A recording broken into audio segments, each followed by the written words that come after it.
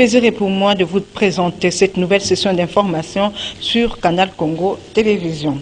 Un militaire de FARDC a été tué après qu'il ait abattu 2 policiers rwandais lors d'un échange de tirs à la frontière RDC-Rwanda. Ce grave incident frontalier a provoqué la colère de la population de Goma qui a organisé une énième manifestation spontanée à 200 mètres de la frontière. Autre détail dans cet élément signé Serge Kabungo. Oui, c'est ce qui se passe actuellement. La population toujours devant la petite barrière. Il y a un soldat congolais qui vient d'abattre des policiers rwandais. Il y a 3 morts. Il y a à côté congolais, il y a un mort. De l'autre côté, il y a 2 morts. C'est ce qui se passe actuellement au niveau des petites barrières. Des tirs s'y sont fait entendre ce vendredi matin à la frontière commune du côté de la petite barrière. Les sources sur place parlent des morts. 3 personnes au total, dont 2 du côté rwandais, comme vous regardez sur ces images. La population de Goma, visiblement très remontée, a voulu passer de l'autre côté de la frontière. La police nationale congolaise est intervenue difficilement pour disperser les manifestants qui s'étaient retrouvés du côté du rond-point Rutshuru. La situation est en un peu confuse. La tension monte d'un cran pendant que l'ambulance de l'armée ramenait le corps sans vie du militaire fauché. Pour les manifestants, le soldat est un héros, car, disent-ils, il a vraisemblablement passé le message à Kagame en tirant 2 éléments du côté rwandais. Il a fait montre d'une bravoure exceptionnelle et il mérite des hommages de la nation. Sur place, la société civile populaire salue les dernières décisions prises par le Conseil supérieur de la défense contre l'agresseur Rwanda. Nos policiers qui continuent à maintenir l'ordre malgré les soulèvements inutiles. Le chef du gouvernement Jean-Michel Samalou Kondé a procédé hier jeudi à l'ouverture de la 2e réunion des ministres de la Justice de la Conférence internationale de la région des Grands Lacs sur le renforcement de la coopération judiciaire. C'était l'occasion de rappeler la liste des engagements qui contribueront à renforcer la coopération judiciaire régionale en matière d'entraide judiciaire. Suivez. Ces travaux de la 2e réunion des ministres de la Justice de la Conférence internationale de la région des Grands Lacs sur le renforcement de la coopération judiciaire tombent à pic selon les organisateurs. Et c'est le chef du gouvernement congolais, Jean-Michel Samalou Kondé, représentant le chef de l'État à ces assises, qui en a donné le ton.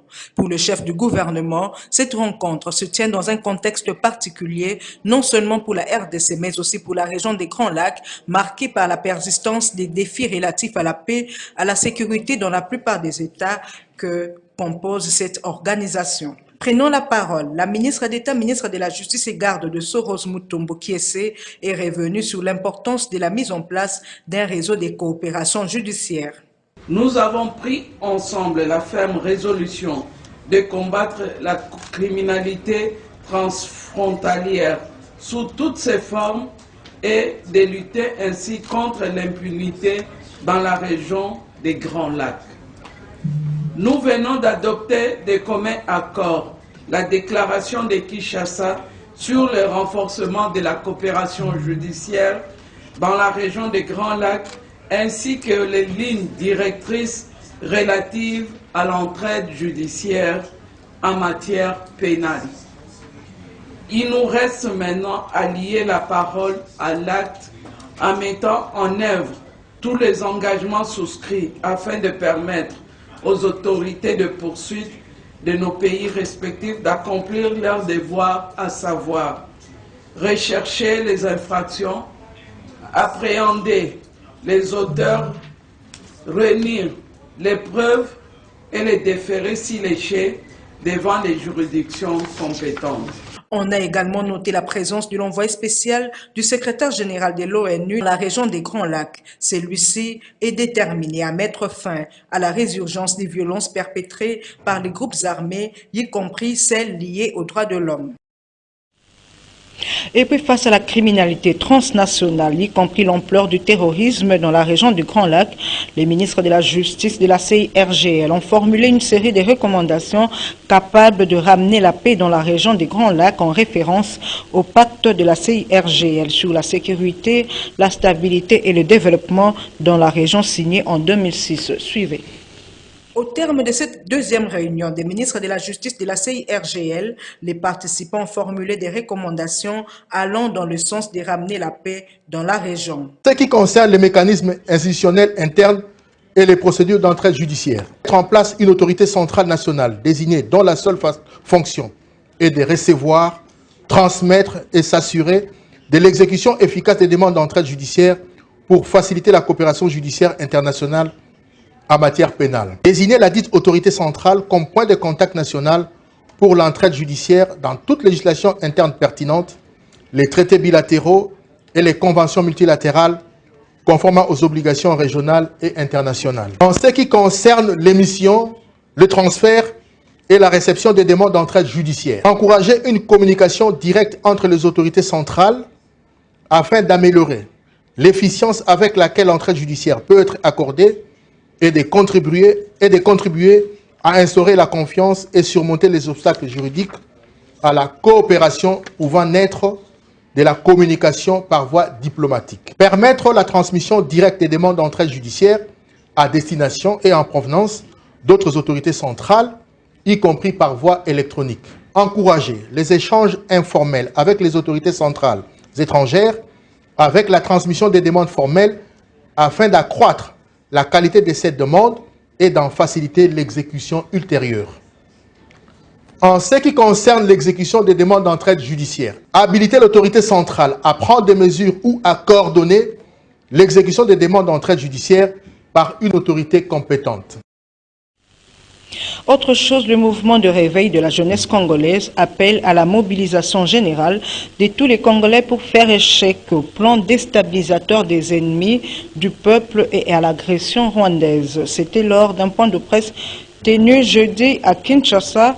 Autre détail avec Pauline Boyo et Maxime Macab.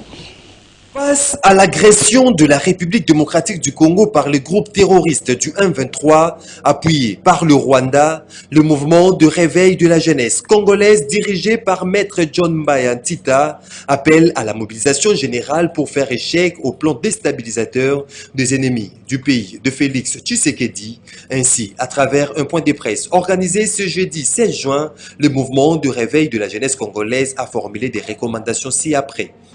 Le MRJCO salue la décision du Conseil supérieur de la défense prise mercredi 15 juin 2022 autour du chef de l'État de suspendre tous les accords et préaccords signés avec le Rwanda et reste vigilant quant à la médiation de l'Union africaine engagée avec le président angolais Jean Lorenzo et sénégalais Macky Sall.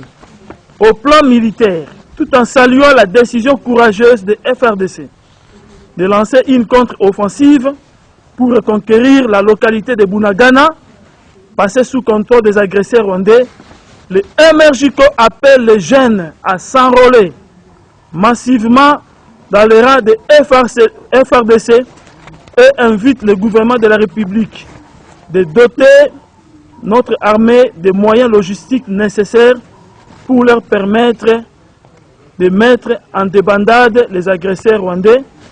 Il demande aussi que tous les hauts gradés militaires soupçonnés de connivence avec leurs complices soient extirpés de FRDC et traduits en justice.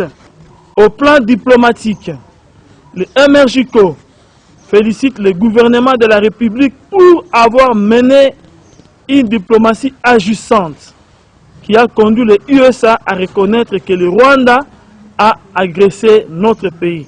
Au plan politique, le MRJCO salue le vote intervenu au Parlement sur la loi d'habilitation du gouvernement appelé désormais proroger l'état de siège sans recourir aux élus pendant cette période de leurs vacances parlementaires et invite la classe politique congolaise à parler le même langage que le gouvernement de la République afin de mobiliser leurs militants à défendre la patrie par tous les moyens. L'appel est donc lancé à tout Congolais de se mobiliser pour combattre l'ennemi en vue de la sauvegarde de l'intégrité territoriale de la République démocratique du Congo.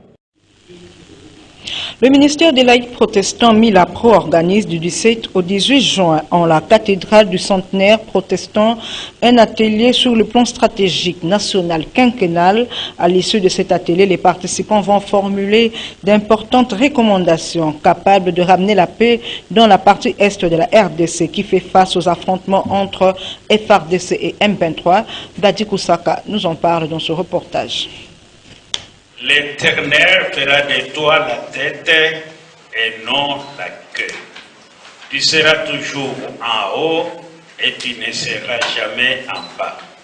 Lorsque tu obéiras au commandement de l'Éternel ton Dieu, que je t'ai prescrit aujourd'hui, lorsque tu les mettras en pratique et que tu ne te détourneras pas ni de droite ni à gauche. C'est par une prière dite par Monseigneur Milenge, deuxième vice-président de l'Église du Christ au Congo, SCC, qu'a été ouvert cet atelier sur le plan stratégique national quinquennal organisé par le ministère des laïcs protestants Milapro, ainsi en référence au livre de Deutéronome chapitre 28, versets 13 à 14, Monseigneur Milenge a appelé dans sa prédication les chrétiens à marcher selon les voies du Christ. L'Éternel fera de toi la tête et non la queue. Tu seras toujours en haut et tu ne seras jamais en bas. Lorsque tu obéiras au commandement de l'Éternel ton Dieu, que je t'ai prescrit aujourd'hui, lorsque tu les mettras en pratique et que tu ne te détourneras pas ni de droite ni à gauche. L'agression de la RDC par le M23 appuyée par le Rwanda préoccupe au plus haut point le Milapro. Des résolutions pour l'instauration de la paix à l'est de la RDC seront formulées au cours de ces assises de 2 jours. Nous allons examiner les questions de l'entendeur, en l'occurrence la situation à l'est du pays et la question cruciale des élections de 2023. Que doit-on retenir position de laïcs protestants? Comment voient-ils ces élections à venir? Comment vont-ils agir par rapport à ces élections? Je ne peux rien vous dire en ce moment-ci, peut-être demain, lorsque les recommandations et les résolutions seront sorties de cet atelier. Notez que c'est ce samedi 18 juin 2022 que les lampions de cet atelier vont s'éteindre.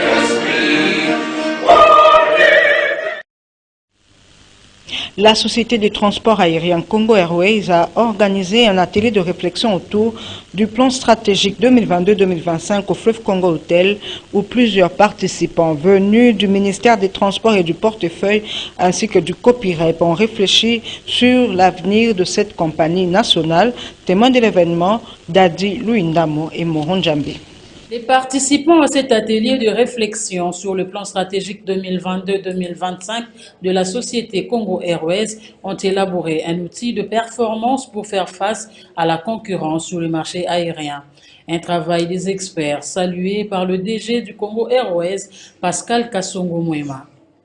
Nous signalons que le plan stratégique est le fruit des efforts de nos 2 ministères de tutelle qui ont décidé de manifester leur contribution à ce plan stratégique par le financement des travaux du cabinet diagnostic et stratégie consulting.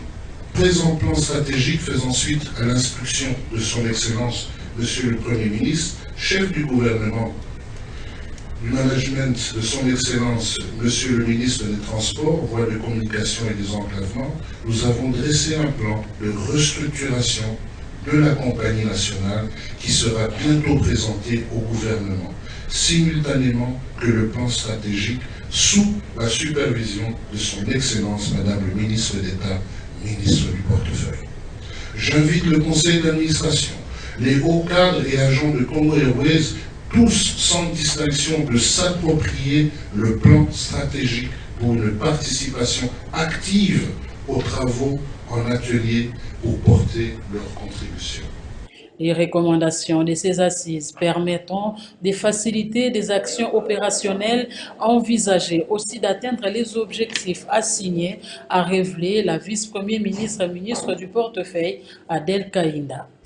Je remercie tous les participants à cet important atelier de réflexion sur le plan stratégique de Congo Airways, notre société aérienne nationale, dont les recommandations lui permettront d'atteindre la vision choisie et les axes stratégiques définis d'une part, et les objectifs stratégiques fixés et actions opérationnelles envisagées d'autre part. Je suis convaincu que ces outils lui offrent le maximum d'opportunités, à savoir pour sa performance en vue de son développement et de faire face à la rude concurrence du marché aérien congolais. Ces opportunités seront renforcées par la mise en œuvre du temps, qui est notre redoutable allié. Outre les membres d'administration de Congo Airways ont pris part à cet atelier, les experts du ministère de portefeuille, des Finances, ceux de Transport et du COPIREP. Dans un autre chapitre, la vice-première ministre de l'Environnement et Développement durable, Eve Bazaïba Massoudi, s'est entretenue jeudi avec le gouverneur de la Tchouapa, Pancras Bongo. Au centre de leur entretien figurait entre autres l'évolution de la vente des crédits carbone issus des tourbières, la taxe à superficie, ajoutée à cela la redevance forestière. Doudou Montiri pour le reportage. La vice-première ministre, ministre de l'Environnement et du Développement durable, Eve Bazaïba, a reçu dans son cabinet de travail le gouverneur de la province de la Tchouapa, Pancras Bongo. L'évolution de la vente de crédits carbone issus des tourbières, la taxe des superficies et la redevance forestière ainsi que la situation des sociétés d'exploitation forestière étaient au cœur des échanges entre Eve Bazaïba et Pancras Bongo. Les gouverneurs de la Tchouapa venus solliciter de la VPM une reconnaissance et considération en termes de compensation aux provinces détentrices de forêts et eaux en vue de leur permettre de développer leurs entités. Pancras Bongo attend également de la vice-première ministre son implication dans l'opérationnalisation de crédits carbone pour une rétrocession équitable à ces provinces, notamment la Tchouapa, l'Équateur, la Tchopo, le Maïndombe, le Sud et le Nord Ubangi, la Mongala, le Bazouélé et l'Ituri. Nous n'avons comme richesse que la forêt et l'eau. Et jusque-là, le mouvement de crédit carbone est resté une chanson qu'on ne danse pas encore.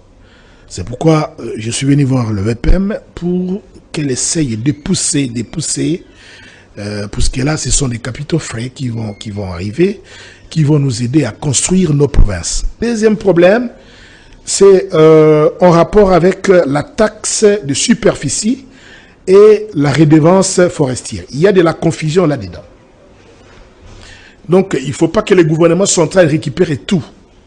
La taxe de superficie est payée en province, comme par le passé, et non au niveau du gouvernement central. Eve Bazaïba, d'une oreille attentive, a promis à son hôte de convoquer une réunion d'urgence avec ces provinces afin de trouver une solution à ces problèmes posés. Dans la province du Haut-Katanga, les jeunes délinquants qui sèment la terreur, présentés au commandant du service national, le général Kassongo Kabouik, ont été transférés à Kanyama KCC. Regardez. Plus de 300 jeunes désœuvrés, communément appelés Chégué, arrêtés par la police nationale congolaise, ont été présentés au commandant du service national. Le vice-gouverneur du Haut-Katanga, Jean-Claude Kamfoua Kimimba, a remis un échantillon de 4 bandits urbains au commandant du service national, le général-major Jean-Pierre Kassongo Kabouik. Et l'embarquement peut donc commencer. Une caravane motorisée de persuasion a sillonné les principales artères de la ville avant de prendre la direction de l'aéroport international de la Louano. Il s'agit du transfert de la deuxième vague des jeunes que vous appelez communément ici Chégué, de la province du Haut-Katanga, parce que ça concernait les jeunes venant de Likasi, de Lubumbashi et de Kasumbalesa, qui vont être transférés vers Kanyama KCC pour leur rééducation et leur réinsertion. C'est que nous continuerons toujours avec ces opérations, d'éradiquer ces phénomènes qui commençaient à prendre de l'ampleur de plus en plus dans les grandes villes de la République, où les jeunes gens s'adonnaient à la criminalité, à la violence, au point qu'ils mettaient à mal l'autorité de l'État sur l'ensemble du pays. Formalité d'usage effectuée, c'est à bord de cet avion affrété que ces jeunes se sont envolés pour Kanyama-Kasese via la ville de Mbujimaï pour leur éducation à la citoyenneté afin d'être utiles à la nation. D'autres provinces sont concernées par cette opération. Quand ils ont appris qu'il y avait une opération qui se faisait ici à Lubumbashi, Likasi et Kasumbalesa, ils ont fui. On nous signale que plusieurs sont partis à Kolwezi. Mais à Kolwezi, c'est toujours ici au Congo. Nous allons organiser encore une traque. Nous allons les poursuivre à Kolwezi, à Fungurume, à Tenke, à Kakanda, partout. Nous allons les ramasser. Là aussi, il y a un aéroport. On va les embarquer, vont aller à Kanyama-Kasese. Le général-major Jean-Pierre Kassongo Kabouik poursuit avec son bâton de commandement pour l'encadrement de la jeunesse. Dans le cadre de la célébration de la journée de l'enfant africain, le Fonds des Nations Unies pour l'enfance, UNICEF, a organisé ce vendredi une journée d'information à l'intention des parlementaires sur la campagne lancée par cet organisme du système des Nations Unies dénommé « Chaque enfant a le droit d'aller à l'école et d'avoir un enseignement de qualité ». Émile Mouyaya, Bob Nzamba, commentaires et images. La campagne dénommée « Chaque enfant a le droit d'aller à l'école et d'avoir un enseignement de qualité » lancée par l'UNICEF s'intègre dans les priorités mondiales des plaidoyers de l'UNICEF 2021-2025 concernant l'éducation, particulièrement la réponse à la crise de l'apprentissage avec un accent sur les enfants les plus vulnérables et marginalisés.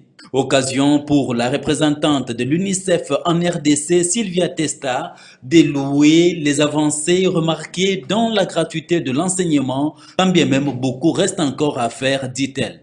Le gouvernement de la RDC, comme vous le savez très bien, a fait des avancées remarquables pour la promotion de l'éducation, telles que l'adoption d'une stratégie sectorielle de l'éducation et de la formation qui s'étale sur la période 2016-2025, et qui inclut aussi des réformes majeures pour la gratuité de l'éducation primaire.